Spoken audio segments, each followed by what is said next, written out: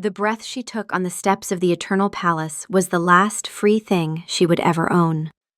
It was a thief's breath, stolen from the thin, biting air of the Shadowlands, and it rattled in her lungs like a pebble in a dying man's hand.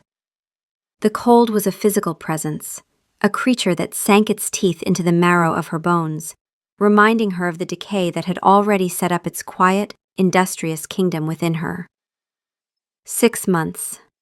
The mortal doctor's words had been a death sentence whispered in a sterile white room, but here, under a sky the color of a day-old bruise, they felt like a prophecy. Lyra Vance had come to the court of the Vampire King, not to live, but to be useful in her dying. The carriage door had opened onto a wall of silence. The guards who flanked the massive iron-studded doors of the citadel were carved from the same obsidian stone as the mountains that clawed at the perpetually twilight sky. They did not breathe. They did not blink. Their stillness was an accusation, a judgment on the frantic, fragile pulse hammering against her ribs. Lyra kept her chin high, a trick she'd learned from a life of pretending she belonged in rooms that were too grand for her. The pretense had never felt so thin. Her feet, numb in their worn leather boots, met the stone with a sound that seemed too loud in the crushing quiet. One step, then another. She was a clock, ticking down her final seconds with each movement. The king was waiting. The thought should have terrified her. It was a distant, academic sort of fear, like reading about a tidal wave in a history book. The real fear, the intimate fear, was the tremor in her hands, the dull ache that had become the permanent resident of her lower back, the way her own body was methodically, patiently betraying her from the inside out. She had read the terms of the contract until the words blurred, a queen of mortal blood, to serve as a bridge to the human territories. To preside over the mortal court, to offer counsel on matters of human custom, and to present a facade of stability and alliance. The term of service shall be for the duration of the queen's natural life. The queen must remain mortal for the duration of the treaty, as the human kingdoms will not accept a vampire representative. Any transformation of the queen shall be considered a breach of treaty terms. A grim smile had touched her lips then.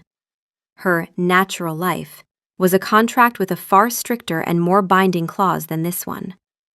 The king was getting a bargain, a short-term lease with a guaranteed no-fault termination. In return, she received a legacy. The Vance name, which would die with her, would instead be attached to a treaty that would protect the last free human city on the continent. Her death would purchase their lives. It was a good trade. It was the only trade she had left to make. The great hall was a cavern of chilled air and listening shadows. Banners depicting a raven with silver eyes hung from the vaulted ceiling, so high above they seemed like constellations in a private night. A long, dark carpet, the color of dried blood, stretched toward a throne that looked less like a seat of power and more like a geological formation. And on it he sat. King Cassian Draven was not a man. He was a monument to stillness. Lyra had expected grandeur, perhaps cruelty, perhaps a monstrous beauty. She had not expected this profound, unnerving quiet. He wore no crown. His clothes were the color of midnight, tailored and severe. His hair was black, shot through with threads of silver that caught the low spectral light from the high windows. He watched her approach, and it was the first time in her life she felt truly, completely seen. Not as a woman, not as a candidate, but as a collection of cells marching inexorably toward their own dissolution. His eyes, the color of dark, aged wine, missed nothing. They saw the slight hitch in her gait, the carefully controlled shallowness of her breath, the faint sheen of sweat on her brow that had nothing to do with exertion and everything to do with the low-grade fever that was now her constant companion. "Lyra Vance," he said. His voice did not echo. It filled the space, a low, resonant sound that vibrated in her bones. "You are punctual." "Punctuality is a virtue of the mortal," she replied, her own voice steadier than she'd expected. "We have so little time to waste." A flicker of something, not surprise, not quite, moved in the depths of his gaze. He rose from the throne. He was taller than she had imagined, a predator's height. But he moved with a liquid grace that was utterly silent. He descended the 2 steps from the dais and stopped before her. The cold radiating from him was different from the cold of the air. This was the ancient, absolute zero of the grave. "Most who come before me plead for more time," he observed, his eyes tracing the faint blue veins at her temple. "You speak of it as a currency you are eager to spend." "I am a realist, Your Majesty," she said, meeting his gaze. It was like looking into a deep well. You knew there was a bottom, but you couldn't see it, and the fall would kill you. "I am here to do a job. My time is simply the duration of my employment." He circled her slowly, a wolf inspecting a trap. She forced herself to stand still, to not flinch as he came to a stop behind her. She could feel the chill of his presence on the back of her neck, a phantom touch that raised the fine hairs on her arms. "Your application was sparse," he murmured, his voice now close to her ear. "No family, no attachments, no demands. You asked for nothing but the assurance that the Ashwood Treaty would be honored. The human intermediaries required a health certificate from all candidates. Yours indicated sound mind and body. Is there a problem with that?" "It seemed unusually convenient," he said, moving back into her line of sight. "A woman with nothing to lose, no one to mourn her, presenting perfect health for a position whose term ends at natural death. Tell me, Lyra Vance, what are you running from?" The question struck like a blade between her ribs. "I'm not running, Your Majesty. I'm walking toward something, a purpose. The treaty is not for you," he pressed. "It is for the people of a city I left a long time ago," Lyra said simply. "A debt I feel I owe." A lie, she owed them nothing, but it was a better, more noble-sounding reason than the truth, that she was simply trying to give her own meaningless end a footnote in a history book. For a long moment he said nothing. He just watched her, his head tilted slightly, as if listening to the frantic, panicked beat of her heart, to the whisper of her failing lungs. He was assessing his purchase. A fragile queen who would cause him no trouble, who would not beg for the immortality he could so easily grant, who would play her part and then conveniently expire.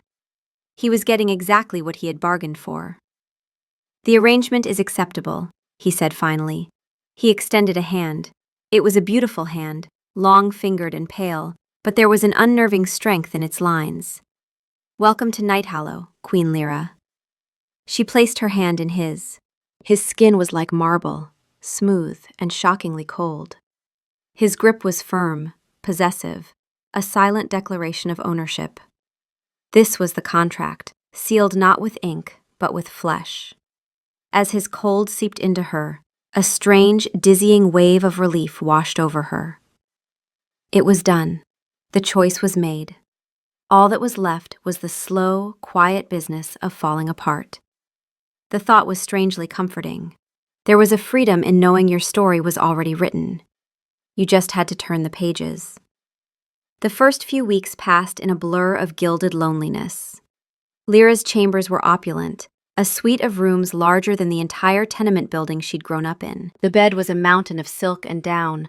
The windows looked out over a landscape of jagged peaks and shadowed valleys, and a fire was always lit in the hearth, though its warmth never seemed to reach her bones. Servants, silent and pale-faced, moved through the rooms like ghosts, anticipating her needs before she was aware of them herself. They brought her food she didn't want, gowns she had no occasion to wear, and a delicate steaming porcelain cup of tea every morning. She was a queen in a cage, and the bars were made of courtesy. Cassian was a distant, formal presence. He would join her for the evening meal, a ritual of excruciating silence in a dining hall that could have seated 100. He did not eat. He would sit at the head of the impossibly long table, a goblet of what looked like dark wine in his hand, and watch her push food around her plate. The first time, she had tried to make conversation. "The library is magnificent," she'd said, her voice sounding small and brittle. "I saw a first edition of Valerius's Theories on Mortal Frailty." "A sentimental text," Cassian had replied, his voice flat. "He argues that mortality is a gift that gives life meaning. He was, of course, writing from the perspective of a man who was not yet dying. The casual cruelty of it had stolen her breath. She had looked at him then, truly looked at the being across from her, and seen the chasm that separated them. It wasn't just years, it was epochs. He was a creature of stone and time, and she was a flickering candle flame. He did not understand sentiment because he had outlived its purpose. He did not understand her because he could not conceive of an end. After that, she did not try to fill the silence. She let it sit between them, a third guest at the table. Her duties were simple. She was to preside over a small court of mortal envoys and petitioners who lived within the citadel's outer walls, merchants, scholars, and artisans who had chosen to trade their sunlight for the king's protection. They came to her with their small squabbles, their requests for trade licenses, their domestic disputes. It was easy work. She would listen patiently, her hands folded in her lap, and offer judgments that were fair and, she hoped, compassionate. They treated her with a terrified reverence, bowing low and avoiding her eyes. To them, she was not Lyra Vance. She was the king's property, a mortal pet who had, for some unknowable reason, been given a crown. It was during these sessions that she first felt the change, a subtle shift in the atmosphere. The king's council, a collection of ancient, terrifying vampires who served as his advisors, began to attend her court. At first, they stood in the shadows at the back of the chamber, their arms crossed, their faces unreadable masks of aristocratic boredom. There was Victor, the hulking, scarred warrior with a face like a collapsed fortress. Seraphine, whose ethereal beauty was so sharp it hurt to look at. And old Magnus, the lore-keeper, whose eyes were clouded with the dust of centuries. They were there to observe, to judge, to ensure the king's new toy was performing as expected. Their presence made the mortals tremble and stammer, but it had the opposite effect on Lyra. Their silent, condescending scrutiny lit a spark of defiance in the dying embers of her spirit. One afternoon, 2 merchants were brought before her, locked in a bitter dispute over a shipment of spoiled grain. One accused the other of negligence. The other accused the first of sabotage. They yelled, they pointed, they postured, their faces red with indignation. Lyra listened, her head tilted, until they had exhausted themselves. She looked from one furious man to the other. "So, what you are telling me," she said, her voice calm and clear, "is that an entire cartload of grain has gone bad, and instead of figuring out how to salvage what you can to feed the families who are counting on it, you have chosen to stand here and flap your gums like a pair of angry geese." A shocked silence fell over the room. The mortals stared at her, aghast. From the back of the room, she heard a sound, a choked-off snort. She glanced toward the shadows and saw Victor, the fearsome general, with his hand covering his mouth, his broad shoulders shaking with silent laughter. Lyra ignored him and fixed the merchants with a stern gaze. "You will both go down to the granary. You will work together to separate the good grain from the bad. The cost of what was lost will be split evenly between you. You will then, both of you, apologize to the families who will have less to eat this week because of your foolish pride. Is that understood?" The men, thoroughly chastened, mumbled their assent and scurried away. Lyra sighed, a wave of exhaustion washing over her. The effort of projecting authority was a physical drain. As the hall emptied, she remained on her small, functional throne, gathering her strength. She gripped the arms of the chair, her knuckles white, willing her trembling legs to support her when she finally had to stand. "Angry geese," a voice purred from the shadows. Seraphine stepped forward into the light, a slow, predatory smile on her perfect lips. "An apt description, Your Majesty. Though I confess, I was hoping you would allow them to settle it with a duel. It has been a dull week." "There is enough death in the world without manufacturing more for your entertainment, Lady Seraphine," Lyra replied, her voice sharper than she intended. Magnus, the old scholar, drifted forward, his movements as silent as dust settling. "Your judgment was sound, Queen Lyra. It was rooted in pragmatism, not ego, a rare quality. You prioritize the welfare of the dependent families over the pride of foolish men. The king's father used to say that a ruler who serves the people, rather than expecting to be served, builds a kingdom that endures. Victor joined them, his laughter now a low, rumbling chuckle. I haven't seen a merchant dressed down like that since the old king reigned. You have a spine of iron, little queen. Though I notice you're gripping that chair like it's the only thing keeping you upright. Bad day? Lyra's breath caught. She forced herself to release the chair, to stand on her unsteady legs. I'm fine, just tired. Victor's scarred face softened slightly. Fatigue is honest. The court respects honesty more than bravado, Your Majesty. Even mortals are allowed to be tired. Lyra looked at the three of them, creatures of nightmare, ancient predators who could have ended her with a thought. And they were seeing her. Not mocking her weakness, but acknowledging it without judgment. She had expected to be ignored, tolerated at best. She had not expected this. Over the following weeks, their presence in her court changed. They were no longer just observers. Magnus began attending regularly, offering historical precedents for property disputes, his vast memory a living library. In the 3rd century, Queen Isadora ruled that merchants who endangered the food supply through negligence would bear the cost personally. It was effective. Grain spoilage dropped by 70% within a year. Seraphine would lean against the back wall, her beautiful face thoughtful, as she listened to Lyra's judgments, occasionally murmuring suggestions. If you want that blacksmith to stop watering down his steel, threaten to give his competitor exclusive rights to the Citadel's commissions. Fear of lost profit is more effective than any fine. Victor appointed himself her unofficial guardian, his massive presence behind her throne a silent deterrent to anyone who thought to test the mortal queen's authority. Little Queen handled that well. The baker was lying through his teeth about the flour weight. Good catch. And through it all, she was aware of the king. He never attended her court himself, but she knew he was watching. Sometimes she would feel the weight of his gaze from a high gallery. Other times she would simply know, a prickling on her skin that told her his attention was on her.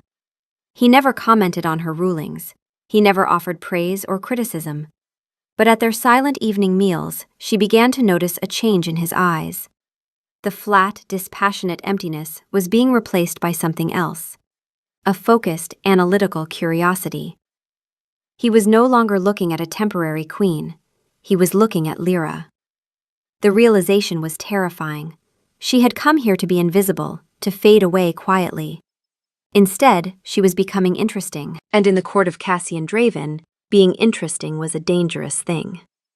It made him look closer, and if he looked too close, he would see how fragile she truly was. He would see the cracks in the porcelain, the fine, spidery fractures of the disease that was shattering her from within.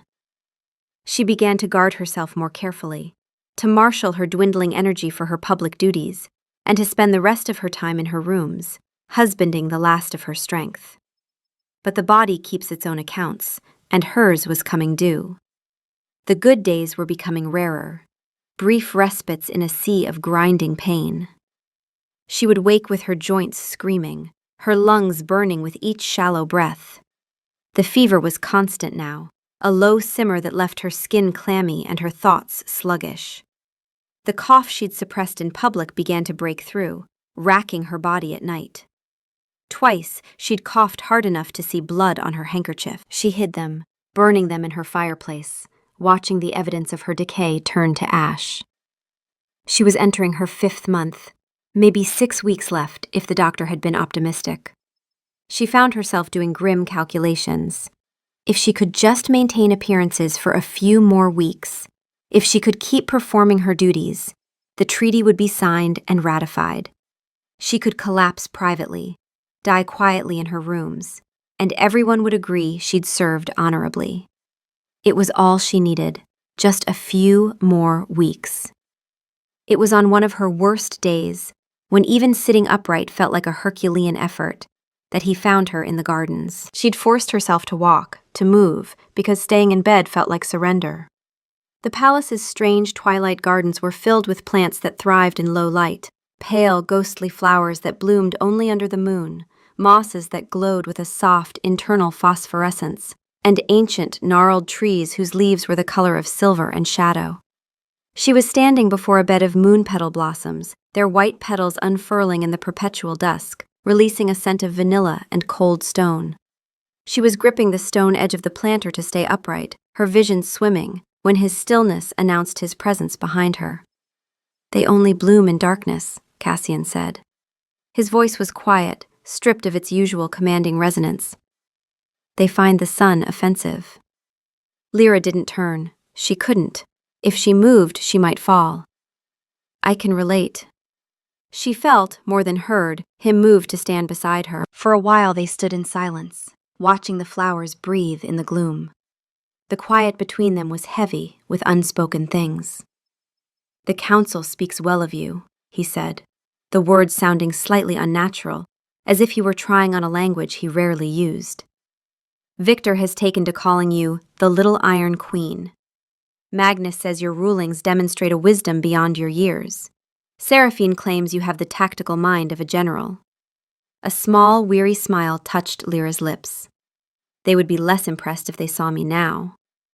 The admission slipped out before she could stop it. It was a crack in the facade, a moment of weakness she immediately regretted. She felt his attention sharpen, focus on her like a blade. Cassian turned his head to look at her. His gaze was intense, analytical. "And what would I see if I looked at you now?" "Everyone has difficult days, Your Majesty," she said, still not meeting his eyes. "It is the price of being mortal." "Is it?" he pressed, his voice soft, almost gentle, which was more alarming than his usual coldness. He moved, positioning himself in front of her, forcing her to either look at him or close her eyes. "I have seen you, Lyra. After your court sessions. I have seen you grip the back of your chair for support when you think no one is looking. I have heard the catch in your breath as you climb the stairs to your chambers. I have watched you press a hand to your ribs as if to hold something inside that wants to escape." Ice flowed through Lyra's veins. He saw, of course he saw. He was a predator. His entire existence was built on observing the weaknesses of others. She had been a fool to think she could hide her decay from a creature who could probably hear the sound of her cells dying. "I am not as young as I once was," she said, forcing a lightness into her tone that felt like swallowing glass. "The palace has many stairs." "You are 26 years old," he stated, a simple, irrefutable fact. He took a step closer. The chill of his presence intensified. He lifted a hand, and for a terrifying second she thought he was going to touch her face, to feel the fever burning through her skin. Instead, he reached past her and plucked one of the moon petal blossoms, his movements precise and careful. He held it out to her, but his eyes never left her face. "Your pulse is erratic," he murmured, his voice low and inexorable. A frantic, uneven drum against the silence of this place. "Your skin is flushed with fever, yet you shiver. There is a fragility in you, Lyra, that has nothing to do with age. You are unwell, significantly unwell." She stared at the flower in his hand, its luminous petals a stark white against his deathly pale skin. She could not meet his eyes. To do so would be to let him see the terror she kept so carefully locked away. He knew. He didn't know what he knew, not yet, but he knew something was fundamentally wrong. "I'm fine," she whispered, the lie flimsy and pathetic. He did not call her on it. He simply stood there, holding the flower, his unnerving patience a far more effective interrogation technique than any threat. He was waiting for her to break, to confess, to beg. But she had nothing to confess, and she had forgotten how to beg. The contract was for her natural life. She was simply fulfilling her end of the bargain ahead of schedule. Finally, she took the flower from him, her fingers brushing his. The cold of his skin was a shock, a jolt that seemed to travel up her arm and settle in her chest. "Thank you," she said, her voice a thread. "It's beautiful." She turned and walked away, half expecting him to stop her, but he let her go. She walked as steadily as she could through the glowing gardens, the flower clutched in her hand, the weight of his gaze on her back like a physical pressure. She did not stumble, she did not falter. She made it all the way to her chambers before her legs gave out, and she had to sink onto the chaise lounge, her heart hammering, her lungs burning. The stolen breath she'd taken on her first day here was finally deserting her. She coughed, hard and wet, and when she pulled her hand away from her mouth, there was blood on her palm. He had seen the cracks, and Cassian Draven was not the kind of man to see a crack without wanting to know how deep it went. The clock was ticking louder now, and it was no longer just her body that was running out of time. It was her secret. Cassian watched her retreat, the image of her rigid back and the pale flower clutched in her trembling hand, burning itself into his ancient memory. He had chosen her for her lack of complications. She was a neat, tidy solution to a political problem. A mortal queen with no ambition, no family to install in positions of power, no desire for the eternal life that so many others craved. She was supposed to be a placeholder, a ghost to haunt the throne for a few decades before quietly fading, leaving the treaty she had secured as her only legacy. He had not accounted for her. He had not accounted for the dry wit that could make even stone-faced Victor chuckle. He had not accounted for the sharp intelligence that cut through the sycophantic nonsense of petitioners like a blade through silk.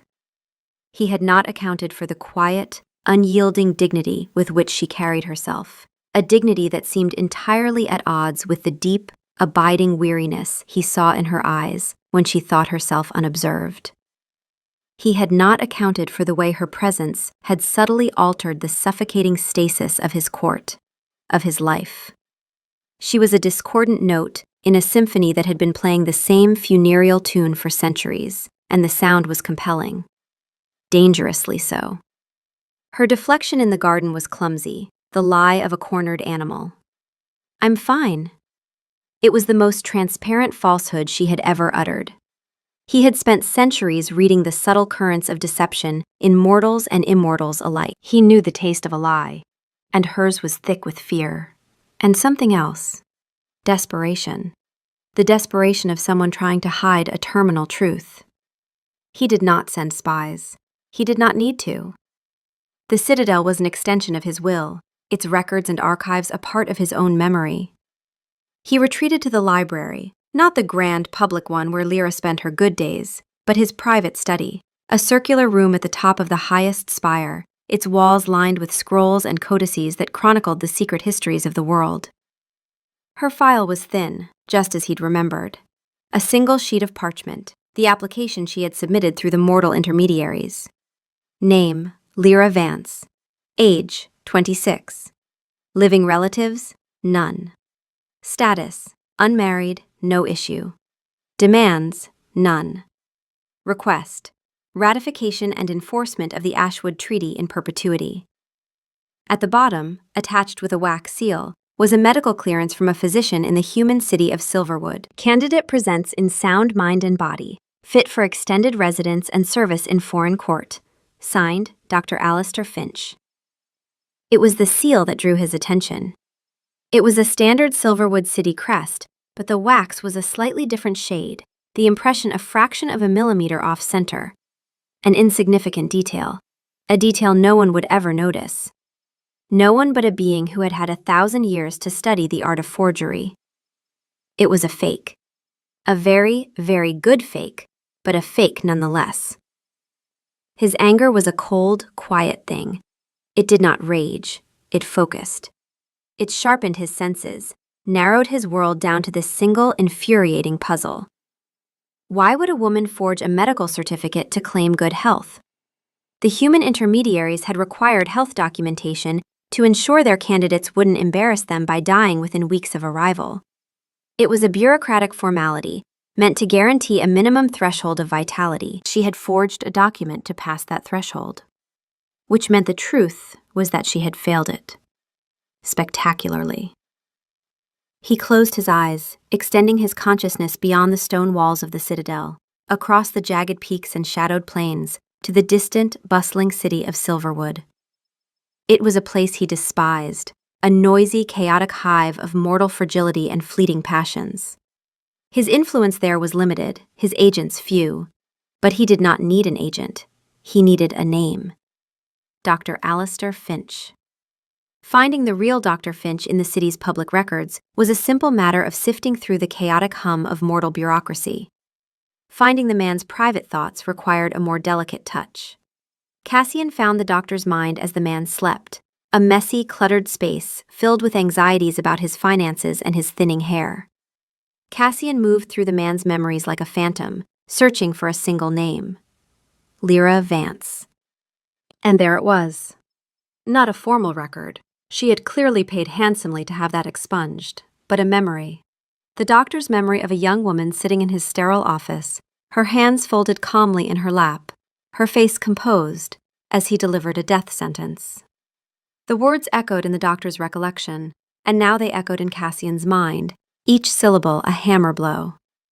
Idiopathic pulmonary fibrosis. Aggressive progression. The scarring of the lung tissue is advanced and irreversible. There is no cure, no treatment that will halt it. At this stage, Miss Vance, you have perhaps 6 months, possibly less if the decline accelerates. I'm deeply sorry. The connection severed. Cassian stood in the absolute silence of his study, the doctor's clinical, pitying words hanging in the air like a curse.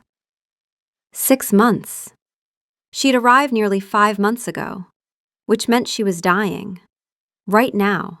Not in some distant theoretical future. She was in the final weeks of her life, and she had spent them presiding over grain disputes and property disagreements, pretending to be fine, burning herself out in service of a treaty she would never see enforced. A cold, black fury rose in him, an ancient, possessive rage that had laid dormant for centuries. It was not directed at her.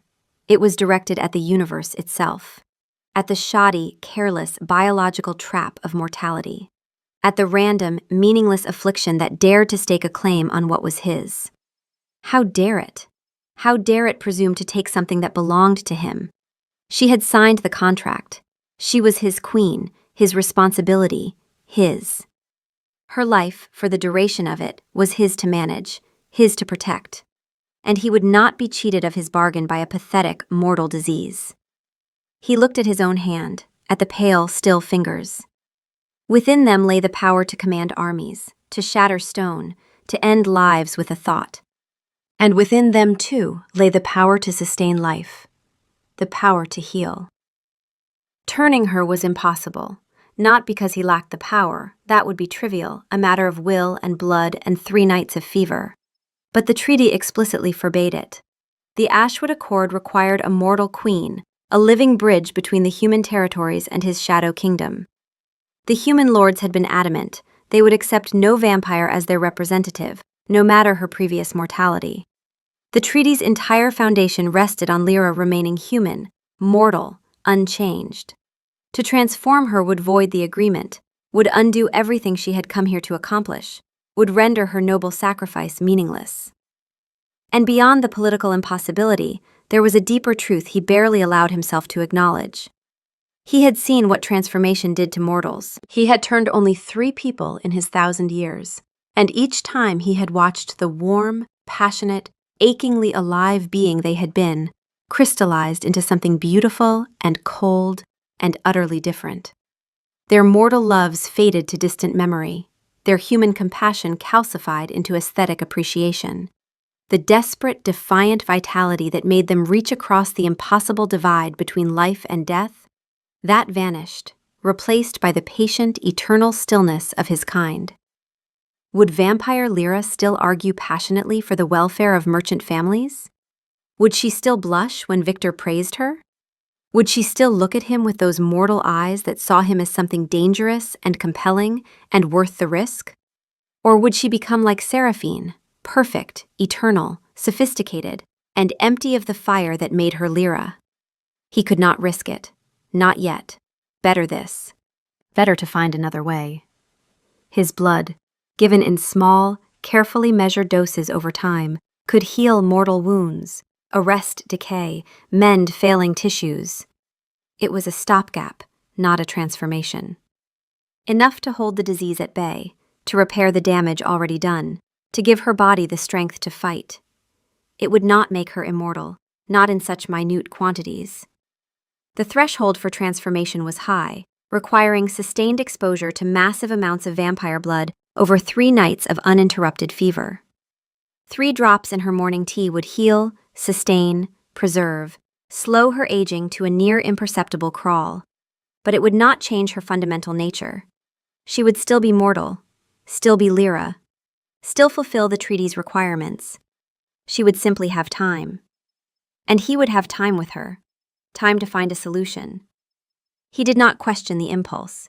He did not analyze the motive beyond the practical necessity of preserving the treaty. The possessiveness he felt was so absolute it was clarifying.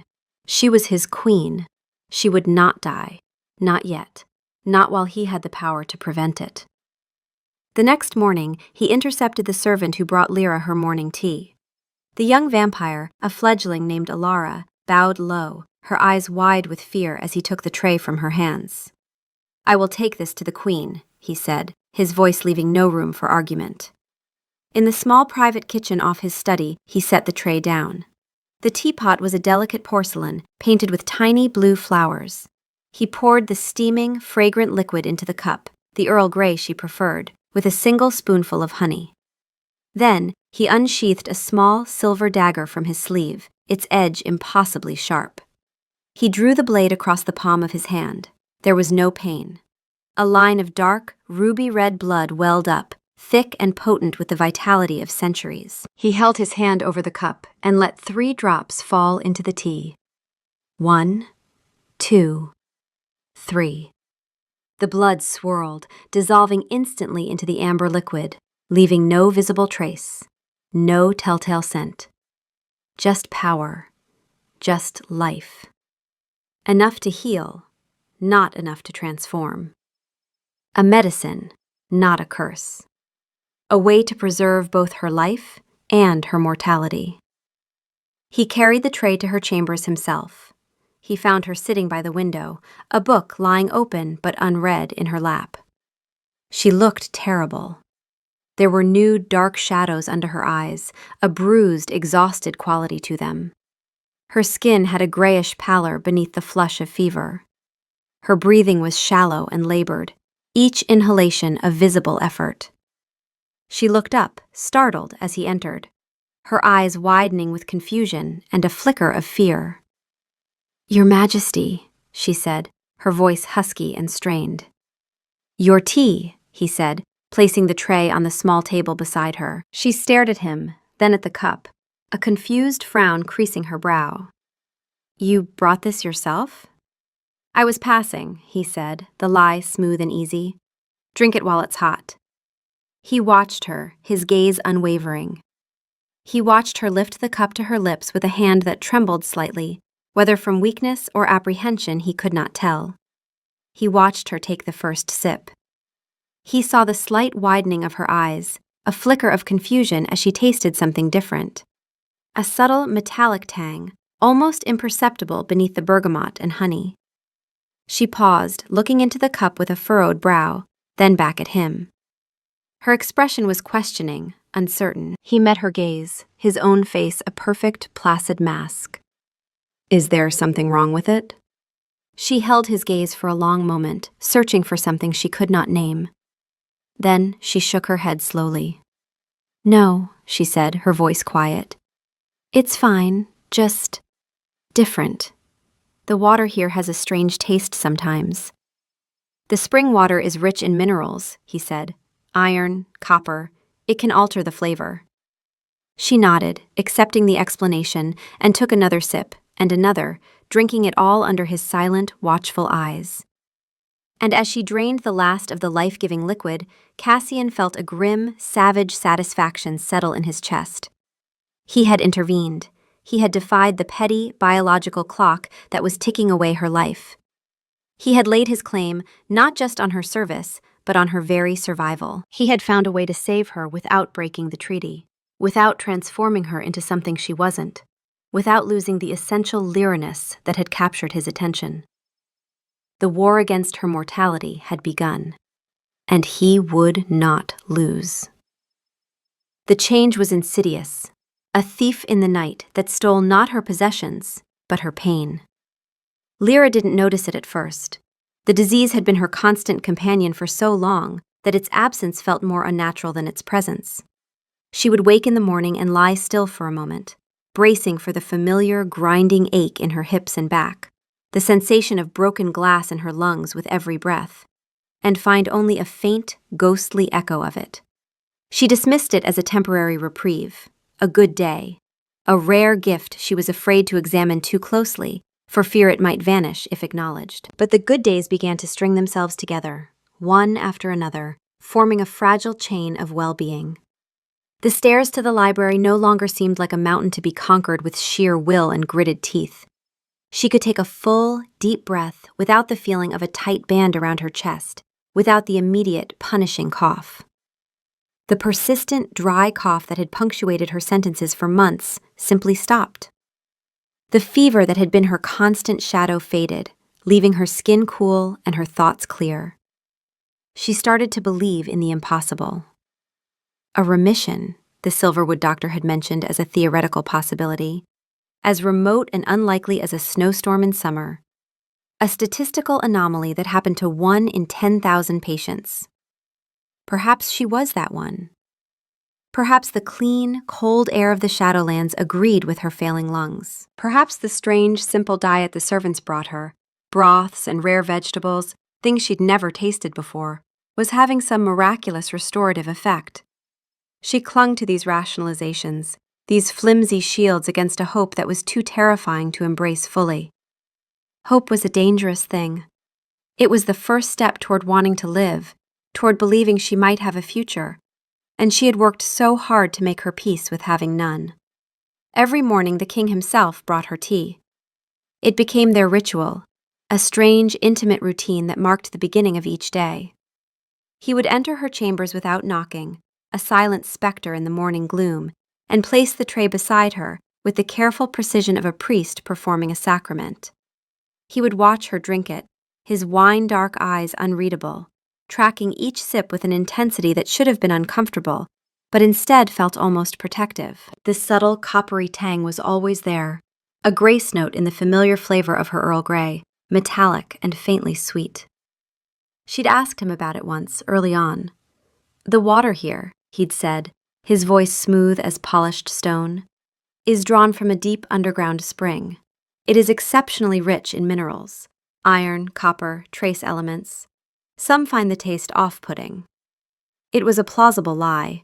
She had accepted it without question, because questioning it would mean confronting the impossibility of her recovery, and she wasn't ready for that. But as the weeks turned to months, as her strength returned in steady, undeniable increments, the seeds of suspicion took root. She noticed things, small things. The way his gaze would sometimes drift to the pulse fluttering at the base of her throat, tracking it with the focus of a predator assessing prey. The way he seemed to count her breaths, as if each inhalation and exhalation were data points in some private calculation. It wasn't the vague concern of a distant monarch checking on an employee. It was the focused, proprietary attention of an owner monitoring a prized asset, ensuring his investment was thriving. The moment of revelation did not come as a lightning strike of insight, but as a slow, creeping horror. She was in her court, listening to a tedious dispute between a weaver and a dyer over a bolt of ruined silk, the kind of petty squabble that would have exhausted her utterly just months ago. But today, she found herself growing impatient, her mind sharp and active, a feeling she hadn't had the energy for in so long she'd forgotten what it felt like. She tapped her fingers on the arm of her throne, a restless, vital movement, and then she saw it. Her hand. She stared at it as if it belonged to a stranger. The skin, which had been dry, papery, almost translucent, now had a soft, healthy glow, a visible vitality. Her fingernails, once brittle and pale with white, chalky beds, were strong, smooth, with perfect pink half-moons at their base. It was the hand of a healthy, thriving woman in her prime. It was not her hand. It could not be her hand. A wave of dizziness washed over her, the room tilting sickeningly. The voices of the weaver and dyer faded into a meaningless drone, distant and unimportant. Her mind raced backward, frantically collecting the clues she had so willfully, desperately ignored. the impossible remission that defied every medical prediction. The king's sudden, intense interest in her health, his scrutiny of her breathing and pulse, and the tea, every single morning. The tea with its strange, persistent metallic taste that no amount of honey could quite mask. Minerals, iron, copper, blood. The word screamed in the sudden, ringing silence of her mind, louder than any spoken accusation. His blood. He had been feeding her his blood. Every morning, without her knowledge, without her consent, he had been pouring his ancient, powerful vitality into her dying body, arresting the disease, healing the irreversible damage, keeping her alive through sheer force of his will. The room tilted again, more violently. She gripped the arms of the throne, her knuckles white, her borrowed strength suddenly feeling like chains. She felt a hysterical laugh bubbling in her chest, acidic and bitter. Of course. Of course. It was so simple, so arrogant, so utterly him. He had purchased a queen for the duration of her natural life, discovered his purchase was catastrophically defective, and had simply decided to repair her. He hadn't asked. He hadn't offered a choice. He had just acted, a god casually tinkering with his mortal clay, rewriting the terms of their agreement without consultation. But it was the why that shattered her. Not the how. She understood the how. Vampire blood had healing properties. It was known, whispered about in tales and legends. But why? Why would he care if she lived or died? She was nothing to him, a political convenience, a temporary figurine to occupy a throne. Why would he expend his own essence, his own power, to sustain the life of a mortal he barely knew? The questions swirled, unanswerable and maddening. She dismissed the court abruptly, her voice sharp and brooking no argument, ignoring the startled, affronted looks of the petitioners and the raised eyebrows of Victor and Seraphine lingering in the shadows. She swept from the chamber, her borrowed energy making her movements swift and sure, her mind a white-hot blaze of confusion and terror. She did not go to her rooms. She could not sit still, could not think. She went to his study, to the one place she had been implicitly, silently forbidden to enter without summons. The guards at the door, massive, silent vampires of his personal guard, moved to block her way with practiced efficiency. She did not slow down, did not hesitate. "The king is not to be disturbed," one of them growled, his hand moving to the hilt of his sword in clear warning. "I am his queen," Lyra said, her voice ringing with an authority she didn't know she possessed, drawn from some deep, furious well. "And I will see him now. Get out of my way."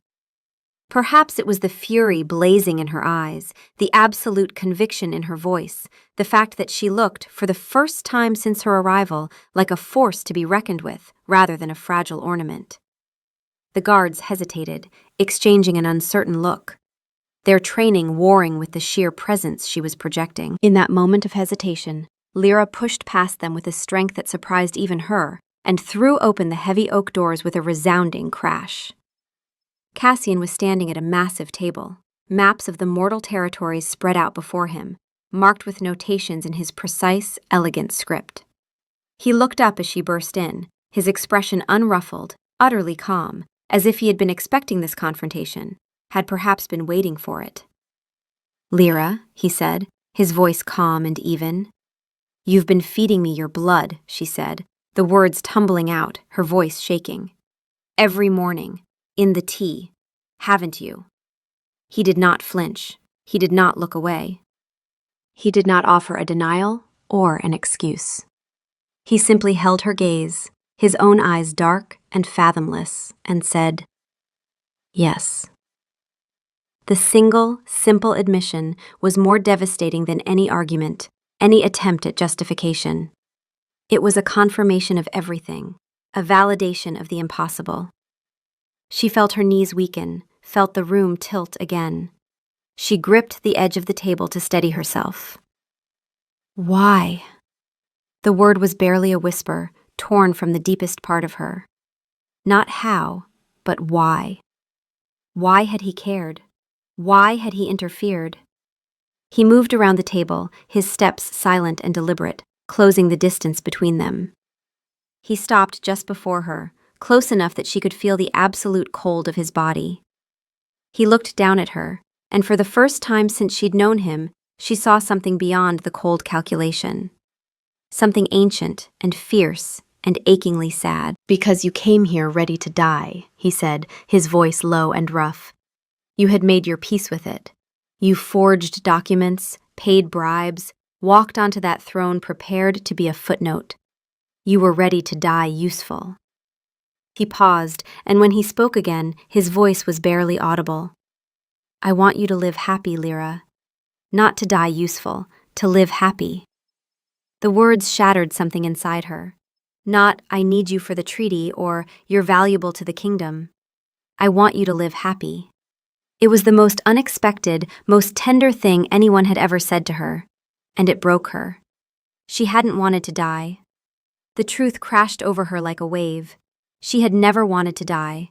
She had just been too scared, too alone, too broken to admit it. She had convinced herself she was being brave, being noble, when really she had just been giving up. And he had seen through it. He had seen the truth she couldn't face herself. The tears came then, violent and unstoppable. Years of suppressed fear and grief and desperate hidden hope poured out of her. Her legs finally gave out, but before she could fall, his arms were around her, pulling her against his chest. Cold as stone, but solid. Unmoving. Safe. He didn't speak. He just held her while she broke apart, one hand steady on the back of her head, letting her shatter completely against him. When the storm finally passed, she remained leaning against him, exhausted and hollow. She should pull away. She should be horrified.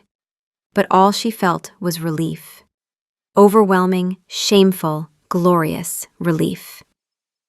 "You should have told me," she finally whispered. "Would you have agreed?" "No," she admitted. "I would have refused." "I know," he said. And that was all. She pulled back slightly, looking up at him. "What does this mean? Am I like you now?" "No," he said immediately. "The amount I give you is carefully measured. 3 drops each morning. It heals, sustains, slows your aging to an imperceptible crawl. But it will not transform you. You remain mortal. You remain yourself. And if you stop, the disease will return," he said flatly. "You would have weeks, perhaps." He paused. "And I cannot turn you, Lyra. The treaty forbids it. The Ashwood Accord requires a mortal queen. To transform you would void everything you came here to accomplish." She looked down at her hands, her healthy, strong, borrowed hands. Her life was now tethered to him, every heartbeat dependent on his daily gift. It should terrify her. Instead, she felt safe, cared for, seen. "You want me to live happy," she repeated, trying to understand. "I know its absence," he replied. "I have endured 1,000 years of existence, Lyra. I have seen generations chase happiness, find it, lose it. It is the texture of a life lived, not merely endured." His eyes held hers. "You were enduring. I wish for you to live." She stared at this ancient being, who spoke of happiness like a scholar describing a rare phenomenon, who had given her life and asked for nothing in return. It was the most arrogant, presumptuous, and achingly tender thing anyone had ever done. "All right," she whispered. "All right." He nodded once, sharp and decisive. The moment passed, distance returned. "Your duties remain the same. You should rest." She turned to leave, then paused at the threshold. "Cassian," she said, using his name for the first time. He waited. "Thank you," she said simply. She left, closing the doors softly behind her. As she walked through the silent halls, the guards watching her with new respect, she realized something had fundamentally changed. She was not the dying woman who had arrived 5 months ago. She was Queen Lyra, a woman who had faced death and been given a second chance. And she would live it. The silent agreement settled over them. The next morning, Cassian brought her tea as always. Their eyes met over the cup. She held his gaze as she drank. He knew that she knew. She knew that he knew she knew. A new foundation, built on unspoken truth. The months turned to years. The treaty stood firm. Lyra became legendary, the Iron Queen who ruled with wisdom and wit, who had earned the respect of ancient vampires and the love of her subjects. Victor taught her strategy. Seraphine taught her statecraft. Magnus opened the true library to her, telling her stories of Cassian across the centuries. The grieving son, the reckless prince, the obsessive scholar. She began to see the complicated being beneath the crown. Their dinners were no longer silent. She would tell him about her day, mimicking the ridiculous merchants and shy lovers. He would listen with an intensity that suggested he found these mortal dramas fascinating. Sometimes, rarely but increasingly, a small smile would touch his lips. He began to talk too, of history, politics, strategy. He sought her opinion, spoke to her as an equal. She was no longer just a queen. She was becoming his partner. He started seeking her out during the day, appearing in the library to read beside her in comfortable silence, walking with her in the twilight gardens, showing her his private treasures, ancient swords, a rooftop observatory, an aviary of pale owls. These were not the actions of a king managing an asset. This was a profoundly lonely being reaching for connection. She never forgot her life was conditional. Every morning, the tea. The metallic taste she pretended not to notice. He pretended she didn't know. A delicate game, a kindness, sparing her the burden of asking, sparing him the weight of her gratitude. One night, during a fierce storm, she found him in his study, standing before the window, his entire body rigid with tension she'd never seen before. "It is the anniversary," he said, voice tight, "of the night my father was assassinated. In this room, during a storm like this." She saw not an immortal king, but a son who had lost his father. She didn't offer empty words. She simply took his hand. For the first time, it was not perfectly still. A fine tremor ran through it. His fingers slowly, hesitantly, curled around hers. They stood watching the storm rage, her warm flesh a small anchor against his eternal cold. The blood that sustained her was nothing compared to this, a choice freely made, comfort offered to a being who had forgotten how to ask for it. This was how they truly began to live. 3 years passed. Then Victor brought troubling news. "The human kingdoms grow restless, my lord.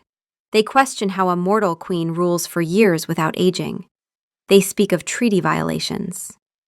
Seraphine was blunt. "They want proof of mortality, Cassian. Lyra ages so slowly they suspect dark magic. The treaty is becoming unstable." Magnus added quietly, "The accord was meant for a generation, not decades." "They have a point, old friend." Cassian stood in his study, feeling the weight of impossible choices. He had given Lyra years of partnership and happiness, but he had also bound her to a half-life that was becoming politically untenable. She deserved more. She deserved a choice. The negotiations took 18 months. 18 months of delicate diplomacy, calling in ancient favors, making concessions. The human kingdoms felt deceived by Lyra's unnatural longevity. They demanded compensation.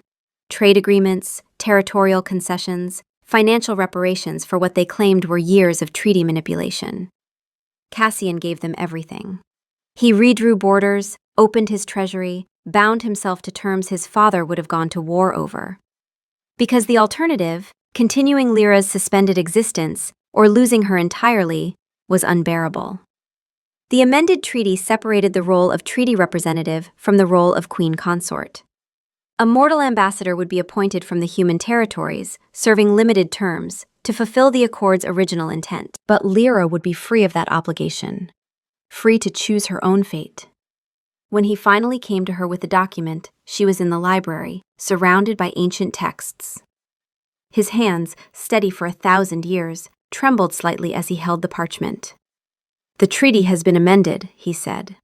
"A mortal ambassador will serve as the human representative, as was always intended. But you," he searched for words, You would be free to choose. She looked up, understanding dawning. Choose what? To remain as you are, he said, sustained, mortal, unchanged. Or, he met her gaze, and she saw vulnerability she'd only glimpsed once during that storm. To transform, to become what I am, to stand beside me as an equal, for as long as eternity lasts. Not as a political arrangement, but as my partner. It was a proposal, not just of transformation, but of forever. Lyra stood, placing her hands on his chest. You would give up everything, the concessions, the negotiations, just to give me a choice? I would give far more, he said quietly, covering her hands with his. I have had 1,000 years of existence, Lyra, but only 3 years of truly living. 3 years since you taught me what it means to live happy. I will not lose that. But neither will I force this upon you. The choice must be yours. She thought of Dr. Finch's office, of 6 months to live, of the girl ready to die. She thought of Victor's laughter, Magnus's stories, Seraphine's wisdom, of mornings drinking tea that tasted of copper and love, of learning to want to live. She thought of forever, an eternity of moments like these, never having to count days again. She thought too of what she would lose. The sun on her face, the natural rhythm of aging, the certainty of an ending, the perspective that made her valuable, her mortal understanding, her human empathy. Would she become like Seraphine over centuries? Beautiful, brilliant, but disconnected? It was impossible to know. But then she looked at Cassian, at the being who had seen something in her worth saving when she'd given up on herself. Whatever she became, they would face it together. Ask me, she said steadily. He took her hands properly, looking into her eyes with an intensity that held 1,000 years of loneliness and 3 years of joy. Lyra Vance, who came to my kingdom ready to die and taught me how to live. Will you accept eternity? Will you become what I am and stand beside me, not for your natural life, but for all the ages to come? She smiled, radiant and certain. Yes. The transformation took 3 nights. Cassian stayed with her through every moment of the burning, the remaking, holding her hand as her mortal body died and reformed. When she opened her eyes on the 4th morning, they were the same warm brown, but lit now with an inner light that would never fade. Her first breath as an immortal came easy, full, painless. She laughed, the sound bright with wonder. I can breathe, Cassian, really breathe. Her lungs, those scarred, failing lungs that had brought her here, were whole, transformed. He pulled her into his arms. For the first time, she matched his cold, eternal chill to eternal chill. But there was nothing cold about the fierce joy between them. Welcome home, he whispered. Lyra smiled against his chest. I've been home since I took your hand in the great hall. I was just waiting for forever to catch up. She was newborn weak, but that would change. She didn't know if she would retain her humanity across the centuries, if she would stay herself or become something else. Neither of them knew. But they would face that unknown together. They stood in the eternal twilight, king and queen, partners in truth, beginning the first day of forever. The Iron Queen had found her eternity, not in the death she'd once accepted, but in the life she'd learned to fight for. And the king who had existed 1,000 years alone, finally, truly began to live.